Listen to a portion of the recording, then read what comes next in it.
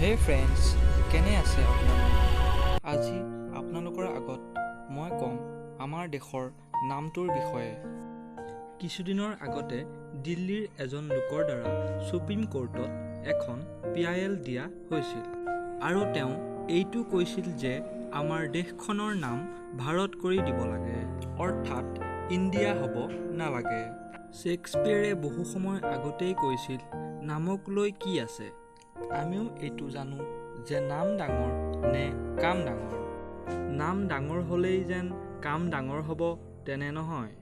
নামৰ কথা ক'বলৈ গ'লে ভাৰতৰ এটা ডাঙৰ ব্ৰেণ্ড হালদিৰাম নামটো শুনিবলৈ সাধাৰণ, কিন্তু নিজৰ কামেৰে হালদিৰাম নামৰ লোকজনে নামটো ইমান ডাঙৰ কৰি পেলালে যে আমি এতিয়া সকলোৱে জানো।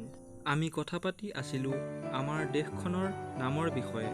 এইটো কথা হয়তো আপুনিও ভাবে যে আমাৰ দেশখনৰ নাম হিন্দী বা ইংৰাজীত বেলেগ বেলেগ কিয়।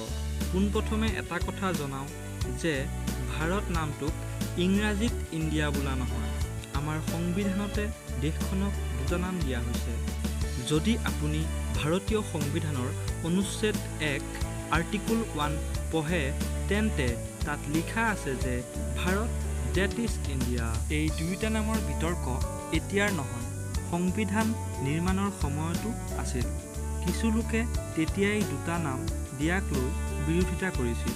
কিছু লোকৰ মতে ইণ্ডিয়া শব্দটো ইণ্ডিয়ান শব্দৰ পৰা আহিছে, যাৰ অৰ্থ জংঘলী। অন্য কিছুমান বিদ্বানৰ মতে ইণ্ডিয়া নামটো ইণ্ডুছ ৰিভাৰ তথা সিন্ধু নদীৰ পৰা অহা। মই এইটোৱেই আপোনালোকক জনাবলৈ বিচাৰিছোঁ যে আমাৰ দেশৰ দুটা নাম, ইণ্ডিয়া অৰ্থাৎ ভাৰত, ভাৰত অৰ্থাৎ ইণ্ডিয়া। হিন্দী নাইবা ইংৰাজীত বেলেগ বেলেগ নহয়, যিহেতু প্ৰপাৰ নাম কেতিয়াও ট্ৰেন্সলেশ্যন নহয়। যেনে কাৰোবাৰ নাম যদি অসমীয়াত গোলাপ বৰা তেন্তে তেওঁৰ নাম ইংৰাজীতো গোলাপ বৰাই হ'ব, ৰ'জ বৰা নহয়। যদি ভিডিঅ'টো চাই ভাল পালে আৰু এনেধৰণৰ ভিডিঅ' পাই থাকিবলৈ বিচাৰে তেনেহ'লে আমাৰ ভিডিঅ'টোত লাইক, কমেণ্ট আৰু শ্বেয়াৰ কৰক আৰু ছাবস্ক্ৰাইব কৰিবলৈ নাপাহৰিব। ধন্যবাদ।